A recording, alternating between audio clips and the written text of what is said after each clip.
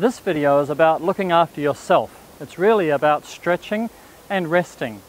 So what we know from you watching me, and I've only got the pole slightly extended just so you can see, is that when we're agitating like this. You know that we're going to use the water-fed pole rock and try and use our whole body, not just our arms. But the agitation is basically done at 60 degrees, whereas with the rinse normally we would shorten the pole off. That makes it very much lighter. If it's completely up and down, it's very light, maybe less than 3 kilos with all the water and brush and everything on it.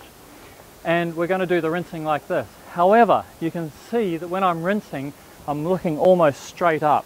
And that's going to cause some pressure on the muscles in the back of my neck and in my upper back. So I'm just going to put the pole down and I'm going to come back and talk to you about resting.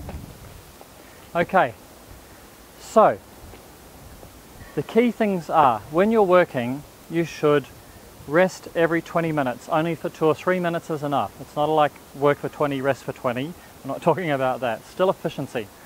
During that rest, you just want to do some stretching. When you're looking up like this, the muscles in the back of your neck and your back are contracting. That's how they're pulling the head back, right? The muscles are contracting and then expanding and contracting. But what's hurting you is when they're contracting. So what we need to do is stretch them. So you might just lean forward, there's one on each side of the spine, just lean forward and just feel them stretch a little. Secondly, in the shoulders, quite often there's a bit of work there, so you might want to just pull the shoulder across or back up across your head like that. Now, we're not recommending which stretches because we're not physiotherapists, so you could go to your company occupational health and safety officer and ask them to get their physiotherapist to recommend the proper stretches for you once they've had a look at you doing the work. But this video is to bring your attention to it and remind you that it's your responsibility to look after you. It's your responsibility to do your stretches and to take your rests. Now, the first time you use water-fed poles, you will get this pain in the back of the top of the shoulders or whatever.